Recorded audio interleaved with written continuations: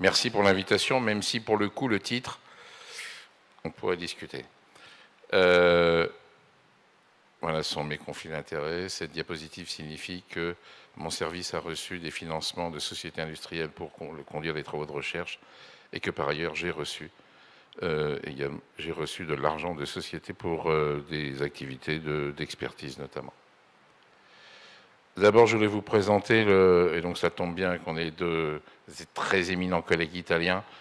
Ça nous vient une nouvelle fois d'Italie. Et le père de ce concept, c'est celui que mon ami Jean-Christophe Richard avait un jour surnommé le Léonard de Vinci de la RDS. C'est donc Luciano Gattinoni. Je ne sais pas, je ne suis pas sûr que j'aurais dit les choses comme lui, là, que la survie était un effet collatéral de la bonne compréhension de la pathophysiologie au cours du SDRA, mais il faut bien dire que ce Luciano Gattinoni nous a apporté énormément nous a fait avancer beaucoup dans la compréhension de la physiopathologie de ce syndrome. Comme vous le savez, c'est d'abord lui qui a décrit le concept de baby lung. C'est OK, je constate que le poumon aéré est tout petit et je démontre la corrélation linéaire entre le volume de fin d'expiration et la compliance. Et donc je démontre qu'au cours du SDRA, les poumons ne sont pas rigides, mais ils sont trop petits. Et puis ensuite, il a proposé le modèle de l'éponge. La constatation, c'est je constate que les territoires non aérés au cours du SDRA prédominent dans les régions déclives. L'hypothèse, c'est ces poumons sont extrêmement lourds parce qu'ils sont gorgés d'œdème et ils doivent s'écraser sous leur propre poids. Comment le démontrer? Eh bien, en retournant l'éponge, je retourne l'éponge et je vois que la position des densités s'inverse. Et donc, effectivement, c'est bien lié à un phénomène lié à la gravité.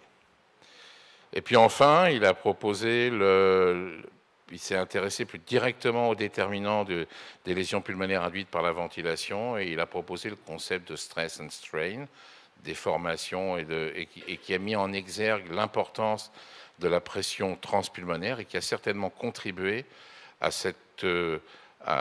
inciter donc les cliniciens chercheurs à utiliser la pression œsophagienne au cours du syndrome de détresse respiratoire aiguë pour juger des contraintes imposées aux poumons par la ventilation et pour aussi essayer d'adapter les réglages du ventilateur. Et puis, comme il est toujours plein d'initiatives, il s'est dit il faudrait proposer quelque chose, un indice, une variable unique qui unifie tous les facteurs, les déterminants des lésions pulmonaires induites par la ventilation liées au réglage du ventilateur, c'est-à-dire le volume courant, la PEP, la pression de plateau, la pression motrice, le débit inspiratoire et la fréquence respiratoire. Et c'est pour ça qu'il a proposé le mechanical power ou la puissance mécanique pour décrire comme variable unique unifiant tous ces paramètres. L'hypothèse, c'est les lésions pulmonaires induites par la ventilation sont proportionnelles à la quantité d'énergie reçue par les poumons de la part du ventilateur. Et donc, cette quantité d'énergie, c'est la pression fois la variation de volume. C'est ce qu'on appelle, nous, classiquement, le travail, en fait, respiratoire, quand le travail est fait que par la machine. Et donc, ça, c'est l'énergie par cycle, s'exprime en joules. Et puis, quand on multiplie l'énergie par cycle, par la fréquence et qu'on divise par le temps, on a la puissance exprimée donc en joules par minute. Et donc, ce P delta V, ce n'est pas très compliqué. Finalement, il suffit d'appliquer l'équation du mouvement du système respiratoire qui dit qu'à tout moment, la pression dans les voies aériennes est égale à la somme de trois pressions. La pression élastique, qui sert à distendre le système respiratoire, donc l'élastance multipliée par la variation de volume. La pression résistive, c'est le débit multiplié par la résistance. Et enfin, la pression de départ, c'est la PEP, ou plus exactement la PEP totale. Et je multiplie ça par la variation de volume pour avoir, donc vous voyez, l'énergie par cycle, qui est la somme de ces trois énergies, celle pour distendre le poumon, celle pour créer le flux de gaz et celle pour laisser une partie, le poumon ouvert en fin d'expiration, et ça, je multiplie ça par la fréquence pour avoir le fameux mechanical power. Voilà la représentation graphique. Alors, ça vous rappelle peut-être un peu les courbes pression-volume dynamique qu'affichent certains de nos respirateurs. Quand vous affichez une courbe pression-volume dynamique, vous avez une courbe qui fait ça, qui part de ce point-là. Ici, pardon, vous avez donc sur l'axe des X les pressions, sur l'axe des Y les volumes. Ici, on arrive, ça ne marche pas, à la pression de pic. Ici, on arrive à la pression de plateau. Et ici, on est à la pipe. Et donc, on part d'ici. Et une courbe pression-volume dynamique, ça fait quelque chose comme ça, vous voyez.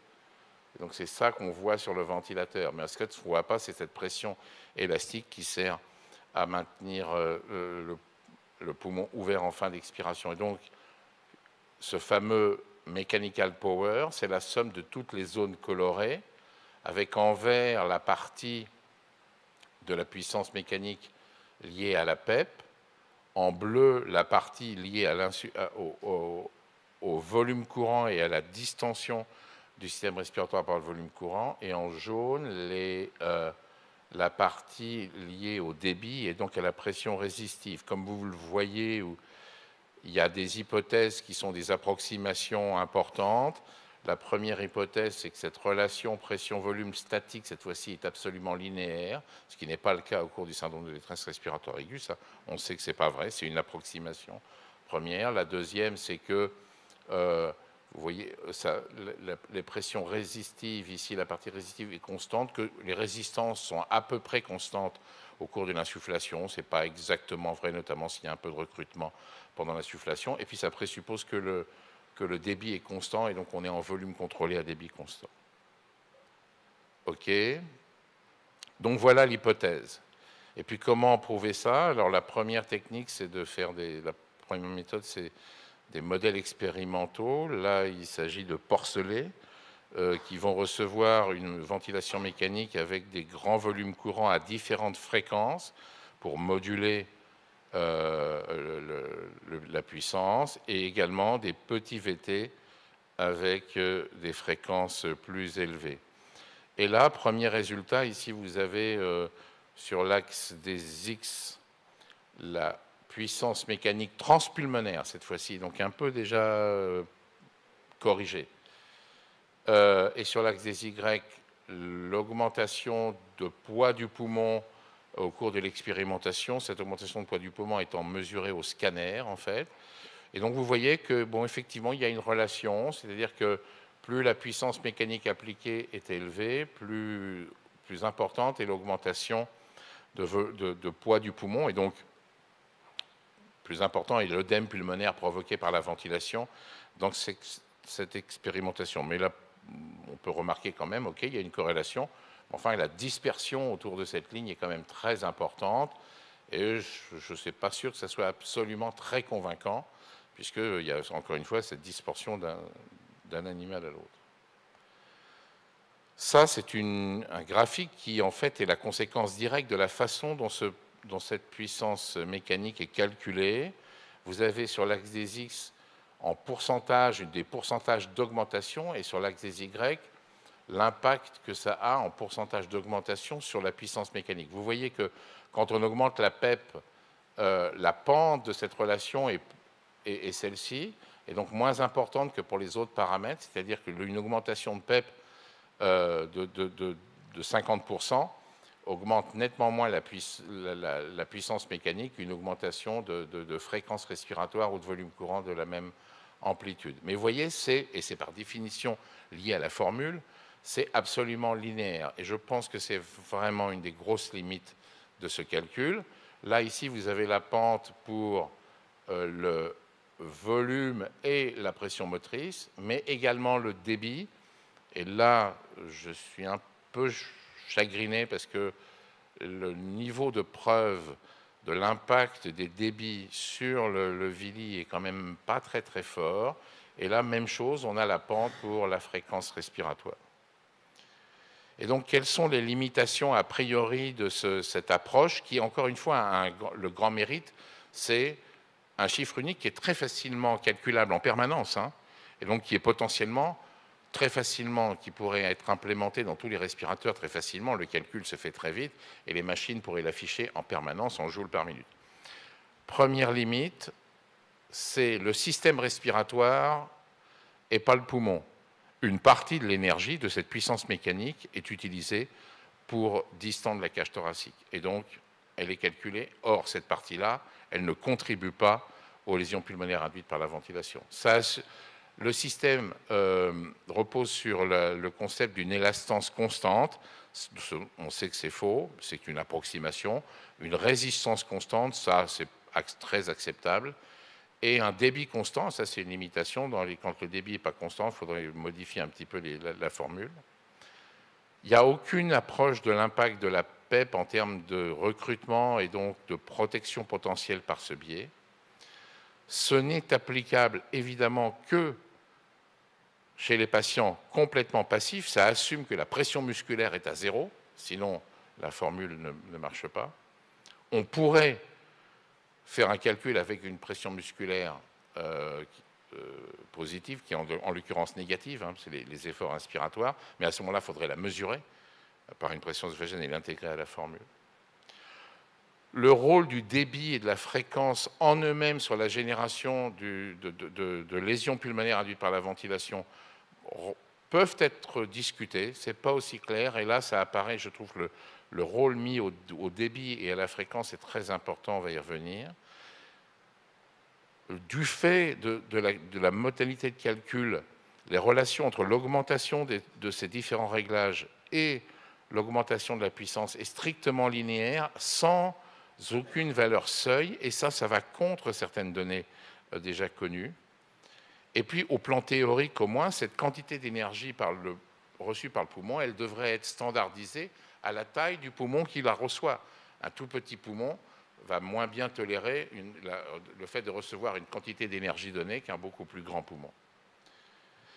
Ça, c'est pour juste illustrer le phénomène de seuil. Ça, c'est un travail de l'équipe de Luciano.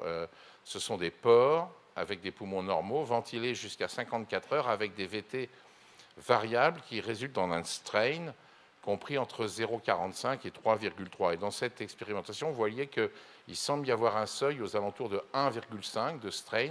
En dessous de ce seuil, les animaux qui reçoivent des strains relativement différents quand même ne développent pas c'est le changement de poids du poumon, d'œdème pulmonaire lésionnel induit par la ventilation, alors qu'au-dessus de ce seuil, visiblement, tous les animaux développent un œdème lésionnel, donc provoqué par la ventilation. Donc, il semble bien y avoir un phénomène de seuil, et ça, ce n'est pas pris en compte dans le calcul. Et puis, on a cette étude. Alors, évidemment, c'est une donnée clinique, c'est la mortalité. C'est quand même bien différent du ventilateur induced lung injury. Mais enfin, quand on regarde l'impact de la pression motrice, sur le lien entre pression motrice mesurée au premier jour et mortalité, vous voyez qu'on a clairement l'impression qu'il y a un seuil. Alors, on peut discuter, longtemps de son niveau. Ça dépend beaucoup du type d'étude. Mais enfin, là, vous voyez, dans ce collectif de patients regroupés par Marcello Amato, il se situe aux alentours de 14 cm d'eau. Et puis l'effet de la fréquence, ça c'est juste pour documenter, c'est une étude expérimentale, ce sont des rats sains qui sont exposés à de la ventilation, soit avec un volume de 7 ml/kg, soit avec un volume de 40 ml/kg. Quand vous donnez un volume de 40 ml/kg, ça c'est la concentration de protéines dans le liquide alvéolaire. Il y a clairement, quand on augmente la fréquence, une augmentation suggérant une augmentation des lésions pulmonaires induites par la ventilation. C'est vrai aussi quand on dose le TNF-alpha. Par contre, quand on donne un volume courant de 7 ml/kg, et faire passer la fréquence de 20 à 40 ne change strictement rien. Et donc, il semble y avoir une dépendance de l'impact, et c'est conforme à des données physiologiques, une dépendance de l'impact de la fréquence en fonction du niveau de delta P ou de volume que vous imposez. Et faire fluctuer autour de petits volumes ne semble pas très dangereux. Par ailleurs, ça peut être influencé par la PEP. Ça, c'est une même équipe qui compare les effets de l'augmentation de fréquence de 20 à 40 dans des groupes de porcelets avec un modèle de SDRA avec un VT de 6 ml/kg quand on utilise une PIP élevée. la fréquence, quand on utilise une pipe basse, la fréquence qui augmente les lésions. Quand on utilise une pipe élevée, il n'y a pas d'effet. Donc voilà un petit peu où on en est. En termes de données cliniques, il y a très peu de choses. Et je voudrais juste conclure par cette phrase qui est vraiment, c'est une phrase dont Luciano Gattinoni a le secret. Et donc mon message à Luciano Gattinoni, c'est Luciano, I'll do my best to remain connected.